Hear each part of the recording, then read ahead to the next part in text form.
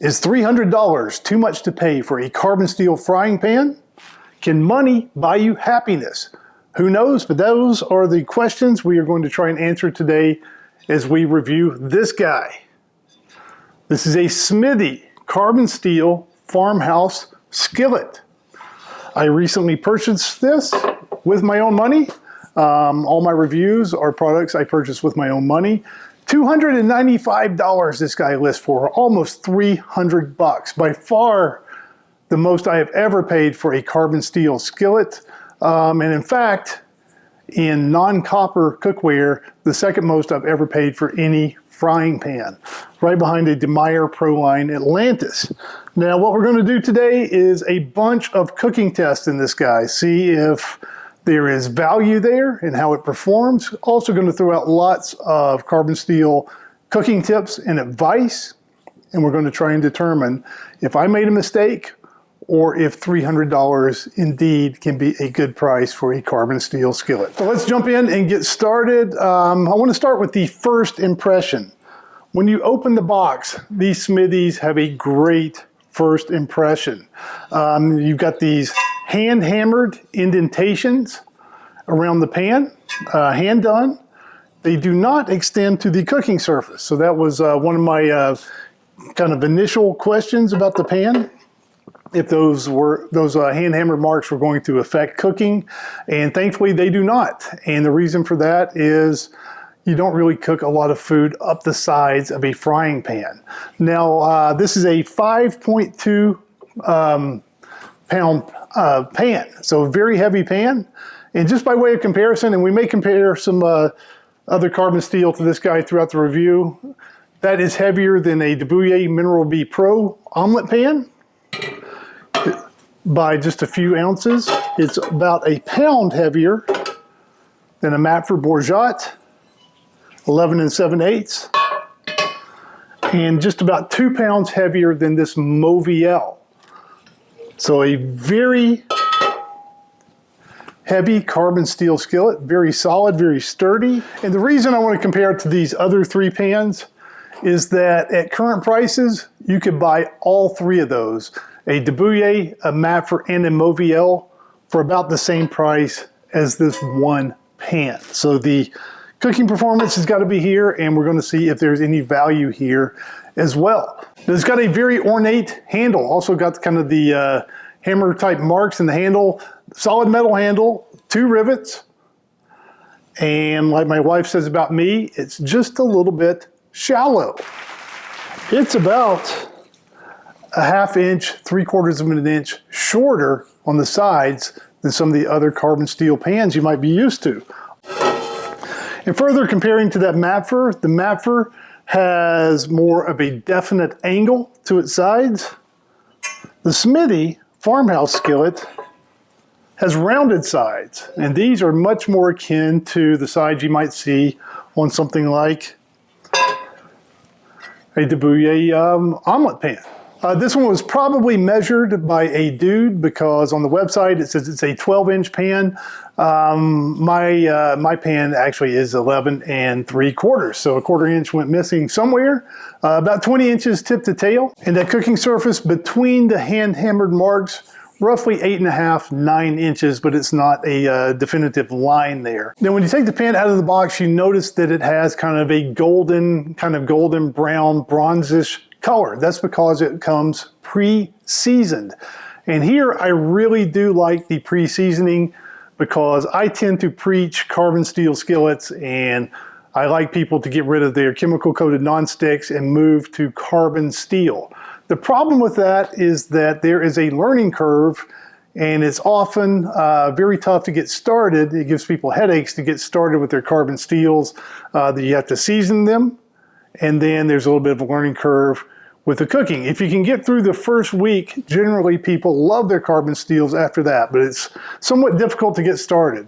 I like having these pre-seasoned pans because you don't have to do a lot of work seasoning. Think of it as a starter seasoning. It's going to change and darken in over time. But for this pan here, I just gave it a quick wash and we can just start cooking. And speaking of jumping in and doing some cooking, let's do just that. I want to talk about eggs. kind of as a category first. We're going to do fried eggs, scrambled eggs, and Western omelets and French omelets. French omelets in carbon steel on camera. Have we lost our minds? Maybe. But not that hard, actually, once you get the hang of it. The egg category, very important, because if you can learn how to do this and cook eggs in your carbon steel, you are well down the road of being able to get rid of that chemical-coated non-stick skillet. So let's show you how to do it. Very important when you cook eggs in carbon steel to first take your eggs out of the fridge. If you ever watch a TV chef and they've got a big basket of eggs on their counter and they're doing an omelet episode, those eggs are probably at the body temperature of the chicken that laid them that morning. They're probably at least room temperature, if not a little bit above. My refrigerator is at 34 degrees. So if I take an egg directly from the fridge and crack it into a hot pan, it's going to fuse.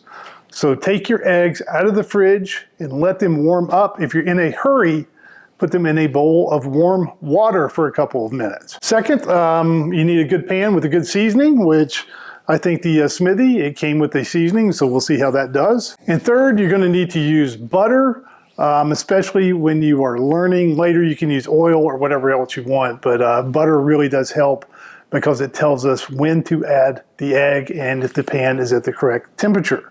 Now, when you are new to carbon steel, or like I am with this pan, I have to learn this pan. So it's new to me, and if I'm not careful, I will stick things early on because I have to figure out where on the stove this pan likes to sit. I have to figure out how long to preheat it, what temperature to cook at. Even if you know what you're doing with carbon steel, you still have to learn a new pan. And to that end, as we cook eggs, when you're new or a pan is new to you, I'm going to encourage you to use a little extra heat and a little extra fat at first. And once you get the hang of it, your eggs are not sticking, you can start dialing that back for subsequent eggs after that. So let's start with the proverbial fried egg test. And I'm heating the pan up on my gas stove top. And side note here, we will do some cooking on electric flat top and induction as well. So not just only on the fancy gas range here. But I've got the guy heating up, and for a gas cooktop, I like to kind of move the pan around a little bit as it preheats, and this helps the pan preheat a little bit more evenly. And I have done some testing with this before. If you don't heat a pan evenly, there can, believe it or not, be a 80 to 100 degree difference in temperature between the center of a pan and the edge of a pan. If you were to cook an almost frozen egg on the borderline between a 70 or 80 degree temperature differential, you're in trouble there. And for this fried egg, what we're going to do is use the old water flick test. Now, this will probably end up being a little bit too hot at first, but I'm flicking some water in the pan. And what I'm looking for is, first, is it sizzling? If it sizzles, I still want to go with a little more heat. I wait until that water, when I flick it in, if it rolls around like little ball bearings, then the pan is hot enough to cook an egg. In actuality, it's probably a little too hot, but we are learning the pan here and we will dial it back later. And here I'm using a good French tablespoon of butter. Get the butter in there, let it melt and crackle and bubble. When that butter stops bubbling, that turns out to be a great time to add the egg. I let it set up. Here we go. And boom, nailed the very first egg. This is the very first thing I've cooked in this pan. And I've got my egg sliding around like the proverbial hockey puck. Now I got a lot of butter in there. The pan was really hot. It's cooking really quickly and it's browning. I typically don't like brown on my over easy eggs. So next time I will dial that heat back a little bit. Scrambled eggs, same general principle. Got the pan hot, got a lot of butter in there, and they go, and I pull those towards the center of the pan.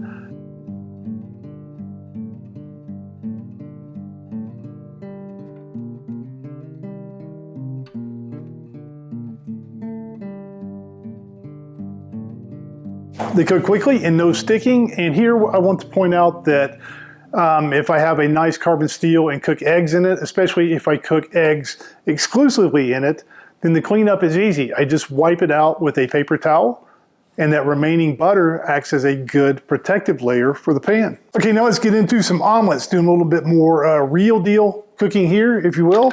I'm gonna start out with a Western omelet. 3 eggs, and they go. And here I kind of let the bottom set up of a little bit of a surface.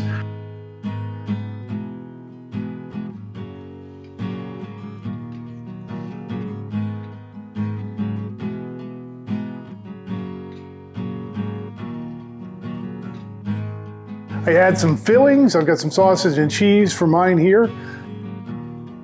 And fold that over. I need to work on my folding a little bit, but you see some nice little bit of golden brown on that omelet there. That's okay for a Western omelet. Very delicious omelet there. Now what about French omelets? French omelets in carbon steel, are we crazy? If you notice all the I would say almost 99% of the French omelet videos you see online on YouTube, they are all using non-stick skillets. If you're using a non-stick skillet, it's a different ball game altogether. You can take your time, nothing's gonna stick no matter what you do.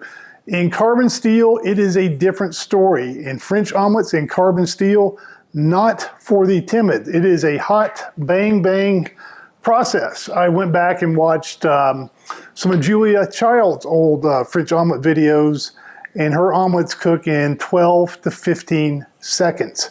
12 seconds. You got to be on your game. And you can't be timid with your pan. On these cast iron grates, we're going to be moving the pan back and forth.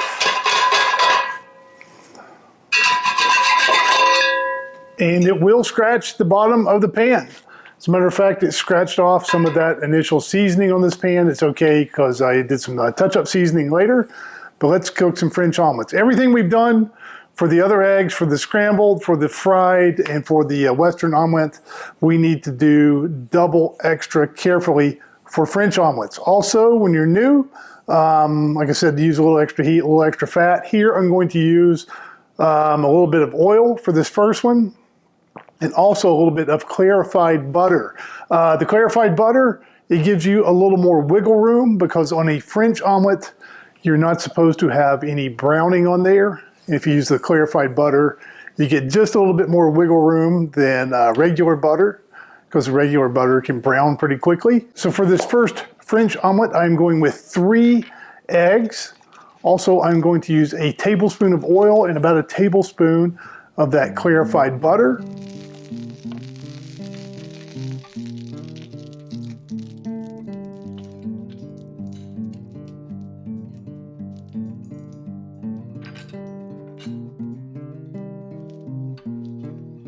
Got the pan ripping hot. In go my eggs. Shake, shake, shake, stir.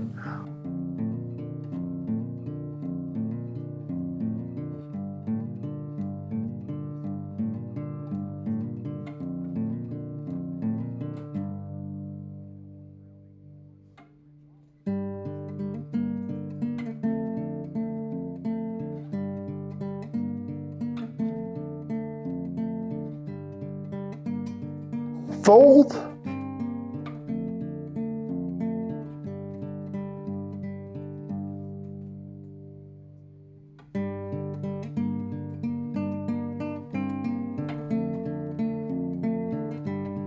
And this one actually got a little bit of browning. Now the eggs did not stick. The omelet didn't stick. It was still delicious. I ate it all, but I had some browning on there. And we don't want browning on our French omelet. So like I said, now that we've got non-stick, we can start dialing back a little bit. Second French omelet, I'm going with a half a tablespoon of oil and less butter and a little bit less heat. In go my eggs, again with 3 eggs, in they go. Shake, shake, shake, stir.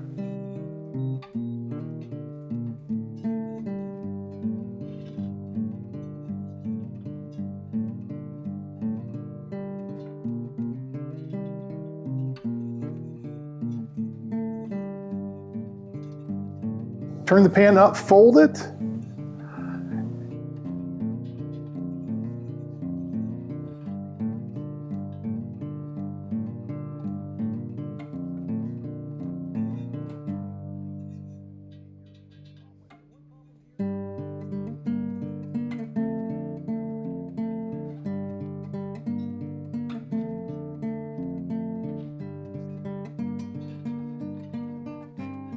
And here, the surface was very nice. No browning on there and no pleats. You don't want a bunch of big wrinkly pleats in your French omelet. The one problem here though is the lip or the helper handle part of the pan.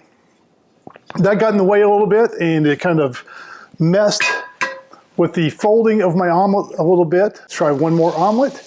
Here I'm going with no oil and just butter now. So we have dialed back the heat, we have dialed back the fat, and I'm going 2 eggs here. And the solution for not wanting to turn that omelet out on the helper handle side is just rotate it around and take it out the side.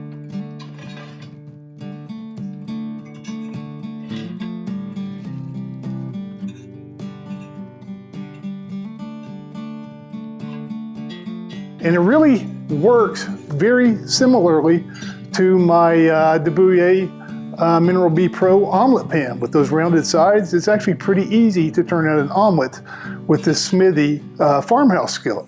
And if you're bored one Saturday, you can do what I call the dozen egg challenge. Just go get a dozen eggs, whatever they cost these days, $3, $4, $5. I think they've come down a little bit in price. And just cook 1 egg or 1 omelet after the other. And generally speaking, if you try different combinations of heat and fat and make sure your eggs are up to room temperature, usually somewhere around egg number 6 or 7, a light bulb goes off and you can slide an egg and then it's a brand new world out there for carbon steel. Now I want to jump over and do a high temp sear test here on the gas stove. I've got 2 big, thick steaks. Normally I would cook 1 steak in a pan. For whatever reason, I decided I wanted to cook 2 at once in the Smithey to see if it could handle it. Preheat this guy. One of the benefits to carbon steel is you can just get it screaming hot and not damage the pan. This would ruin a chemical coated nonstick skillet, but I have this pan over 500 degrees. I got a little bit of oil and some salt and pepper on my steaks. I am a late salter. Some people salt their meat hours, days ahead and let juices come out and be reabsorbed, and it's just too much micromanagement for me. I just salt and pepper right before I put the meat in the skillet and it seems to work just fine. Got the pan screaming hot and in go those steaks. And this pan is thick and heavy enough to maintain a sear on 2 steaks. So I really did like that. And what I did is gave these guys about 2 minutes per side.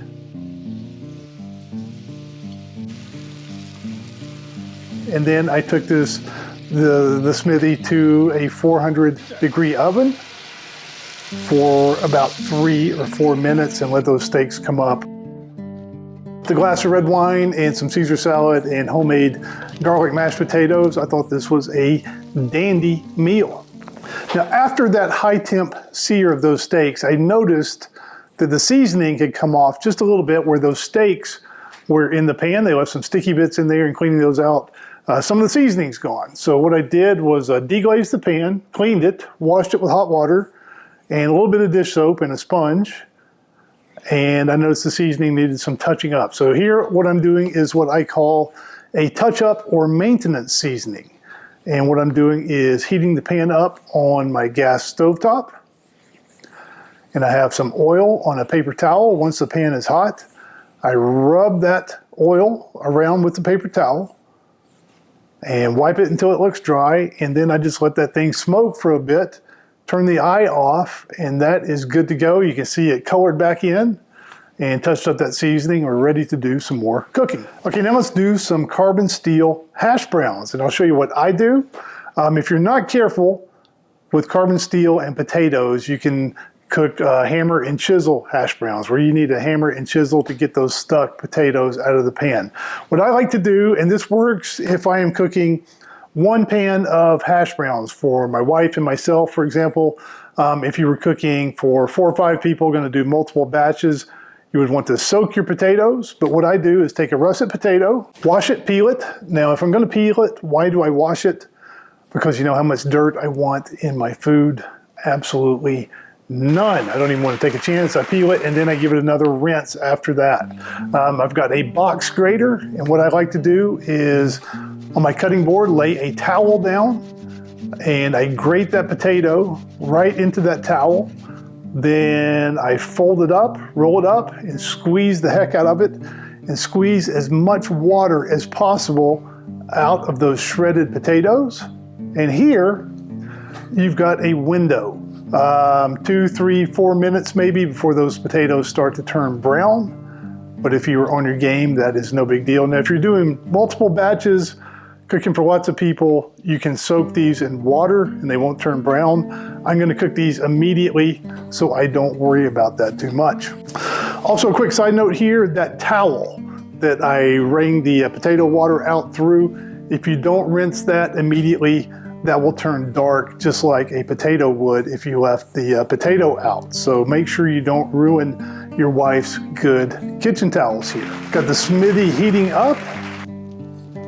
In goes some oil and butter. Again, almost exactly like cooking those French omelets. And again here, the food temperature going into the pan is room temperature. This is not a bag of frozen hash browns where I've taken some directly out of the freezer and tried to put those directly into a frying pan. If you do that and smash them down with your spatula, you're going to fuse those potatoes to your pan. These are room temperature potatoes. The pan is heated correctly. It has oil, it has fat in there, and I'm sprinkling them around and then gently mashing down with my turner. I am not jamming those down onto the surface. Let those cook 3, 4 minutes. The entire hash brown is sliding around. I like that. And do we dare try a flip on camera? Oh Lord. Here we go. Boom. Nailed the hash brown flip as well. If you got a lot of oil in the pan, you obviously don't want to flip that up and all over the stove and heaven forbid yourself. So be careful if you do some flipping, but I flipped mine. But even though this is a 5-pound skillet, I had no trouble flipping food in it. Then again, welcome to the gun show. So we can do eggs, we can do hash browns. What else do we need for a nice breakfast in the skillet? How about bacon? Bacon. Here, the technique to cook bacon and get nonstick bacon in a carbon steel skillet is you do not heat the pan. You start the bacon out in a cold pan, lay it out, and then put it on your burner, put the pan on the burner, and as that pan comes up to heat, that bacon will render out a little bit of fat. Give it an early turn or two, and then you can bring the heat on up to whatever you like to cook at, and the bacon is non-stick. And if that weren't enough breakfast, we remarked that the pan is relatively shallow compared to other frying pans, and it kind of reminded me of a crepe pan. Let me see if I've got a crepe pan. Carbon steel, this is a Dubuque Mineral B, but you see how shallow this is. The Smithey, somewhere in between a crepe pan and a regular sized frying pan. My wife was making crepes the other day. I asked her to use the Smithey, and she did. And here she's got some butter heating, melting in the pan. She takes that butter, pours that into her crepe batter and stirs it up. So we've got a hot pan, butter, and then butter in the batter. She spreads that around. And my wife doesn't use a crepe batter spreader. What she does is picks the pan up and rotates the pan to spread the batter around.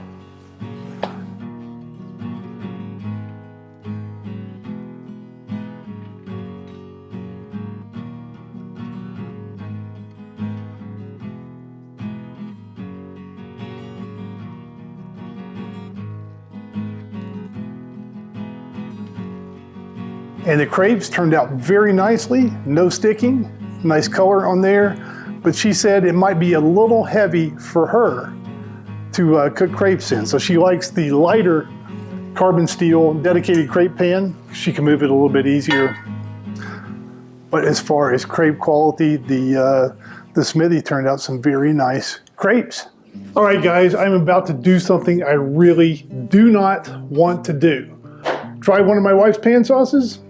No, even worse, I'm going to test this beautiful, close to $300 carbon steel skillet on the dreaded induction burner. Often carbon steel and induction do not play well together, and this burner is where many a good pan has come to die, or at least be damaged and turned into a spinner. Now, what could be worse than damaging a carbon steel pan on an induction burner? Only one thing: using it to cook a Beyond Meat frozen, disgusting meat patty. Yuck! But as I have been told, the vegans are people too, and we want them to get a little content around here as well. Now, I was in the grocery store earlier buying the Beyond Meat patties, and I actually had to ask for them. There used to be a big section with all the fake meat products, and I couldn't find it, and they used to be kind of near the meat section. Now there's a small section down in the frozen foods aisle, so that does not bode well for the frozen, fake meat substitute industry. So as much as I make fun of Beyond Meat, I don't wish that they will go away, because otherwise what am I going to make fun of besides my wife's cooking? Who knows? So anyway, let's see if we can heat this guy slowly and not warp the pan, and then we'll cook up some Beyond Meat, as tough as it is to say.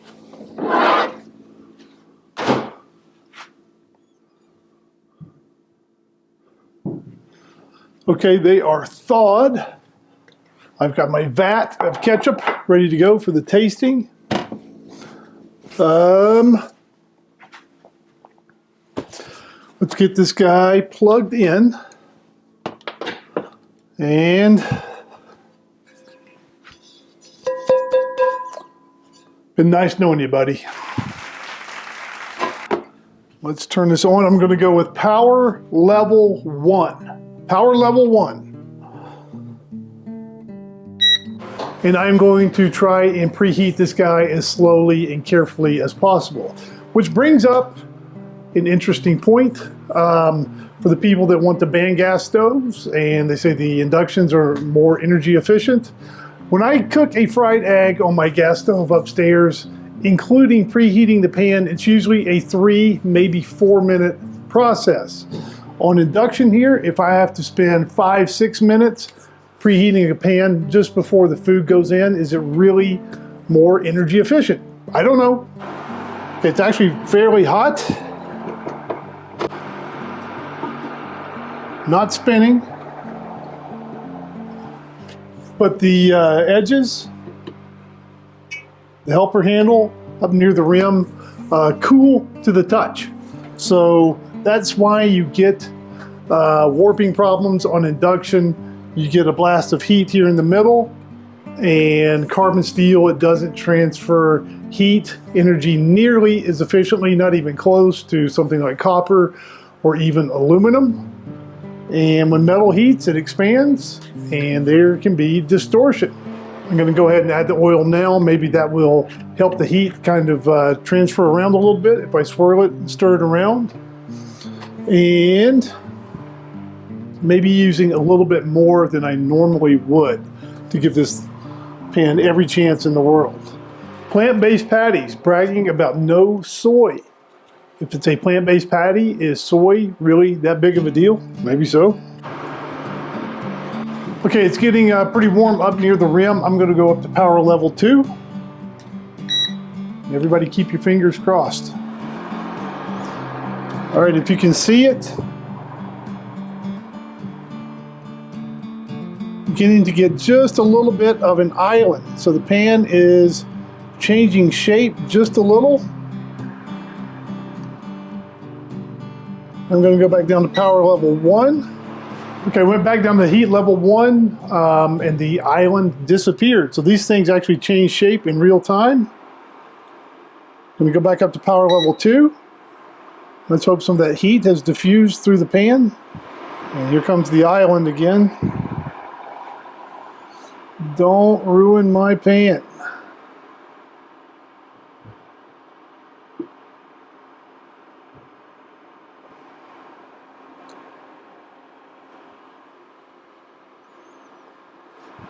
Okay, let's put the burger in and see what happens.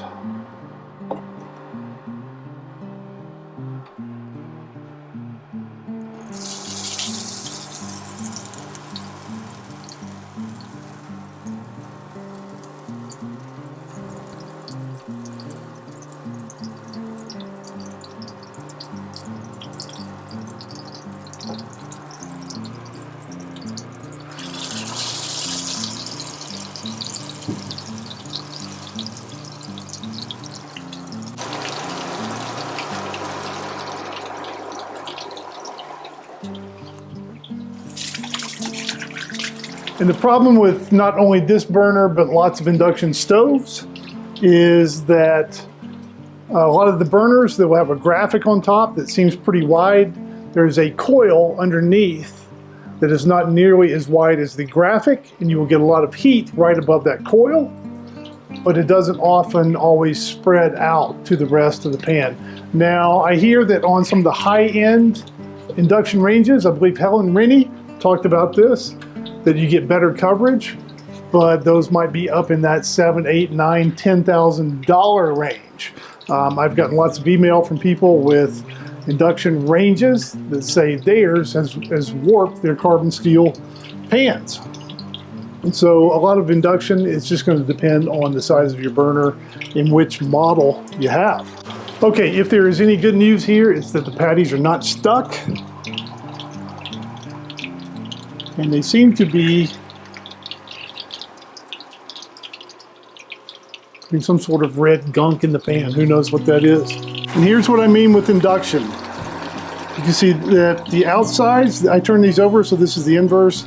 This side, that side, and that side, those were all towards the middle of the pan over the burner coil. And that is perhaps not a huge deal when cooking something like a Beyond Meat patty.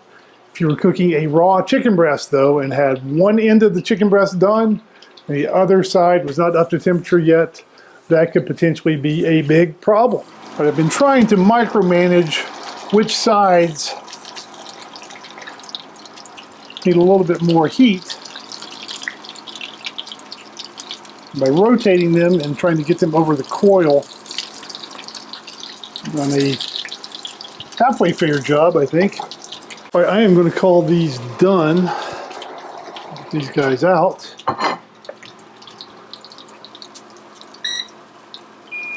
So that's off. That's off. Oh Lord, my poor, poor pan. Definitely a little gunk on the bottom. But I'd say it was definitely worth it. Now, with those sticky bits, I'm going to make some Beyond Meat pan sauce gravy. Using my old trick from when I was a kid, and there was something my parents wanted me to eat that I didn't like. I'm going to coat it with ketchup. Let's give this guy a try.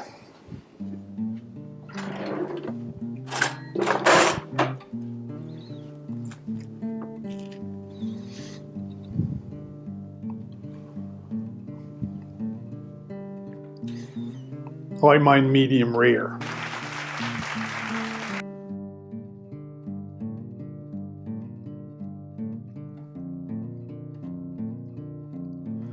Okay, here for this Beyond Meat patty, I have to give credit where credit is due.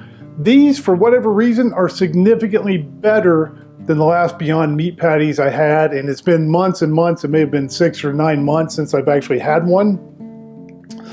And I don't know if they've changed the recipe a little bit, but these taste better, and they do not smell like burning plastic like the previous Beyond Meat patties I had had. So maybe they've changed it, maybe they've improved them.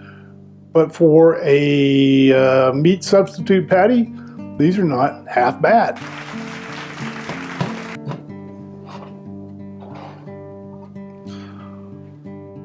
Well, that is not a complete spinner, but it's going a little bit farther when I tap the handle than it did before. So it might have put a little bit of warping in the pan. Got all that Beyond Meat stuff cleaned out of there, and I will probably end up re-seasoning the pan, give it a little touch-up maintenance seasoning after the next cook.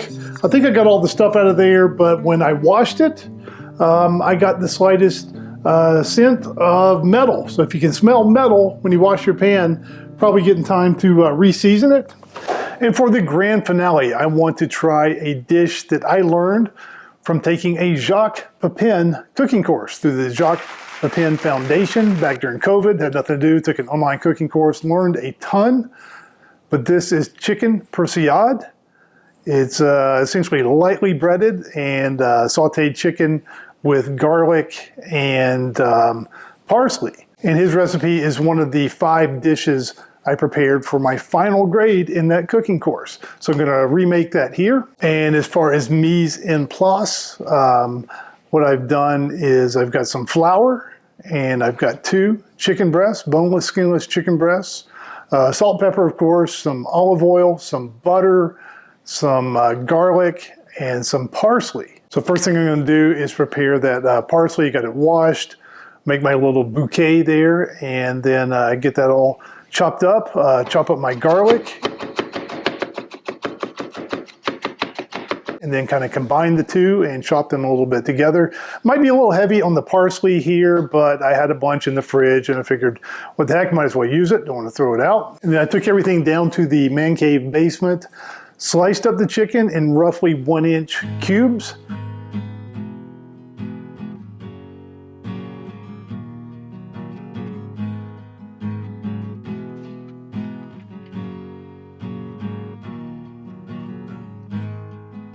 Lightly toss that chicken in the flour, salt, and pepper. And then I carefully, slowly preheated the Smithey on the electric stovetop there. Get some oil and butter in the pan.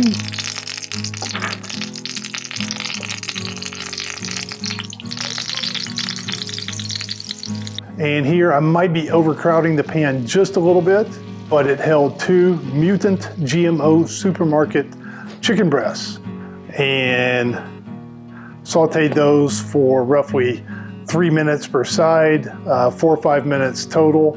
And I noticed that in Jacques Pepin's video, he kind of tests his chicken with the tip of a knife, and he can tell if the chicken is done just by the way the knife goes in there. I am still a meat thermometer person, so I like to double check that my chicken is cooked correctly, and I had all these up to at least 165. So those are done, and I like the nice green color of that parsley on this chicken persillade, and it was delicious, and we absolutely tore through the entire batch. And 2 takeaways here. A, the Jacques Pepin chicken persillade recipe, top notch. I will put a link to it below if you want to try it yourself. And B, the Smithey did a great job on the electric flat top. So I got nice cooking edge to edge. The burner matched up nicely with the bottom of the pan, and I don't have any problem using the Smithey on the electric flat top. It did not turn into a spinner. And I have been cooking a ton in this pan. Other things, eggs on the flat top, great job there. Tortilla, quesadilla for my son on the gas, and here's some fried okra on the induction. And what I want to point out here is that if I were cooking in a stainless steel skillet, I would probably preheat the skillet first and then add the oil and then the okra. Because I am worried about that island effect and getting deformation in the pan, what I'm doing with the Smithey carbon steel is putting that oil in early and trying to swirl that around in hopes that that will help diffuse some of that heat and mitigate some of the deformation and warping effects of this pan on the induction.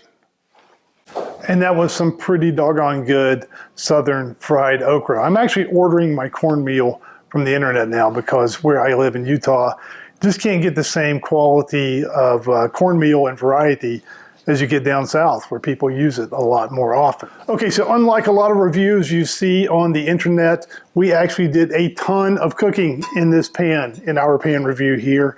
This Smithey produced a ton of delicious food, and for cooking performance, it absolutely gets a thumbs up. It has absolutely top-notch performance.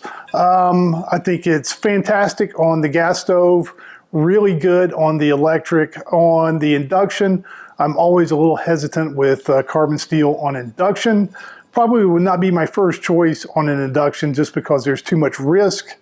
If I had induction, I would probably get a cheaper carbon steel, try it out first, and then if everything goes okay, then maybe try a Smithey. Now, at the top of the video, we asked, is it crazy to spend $300 on a carbon steel skillet?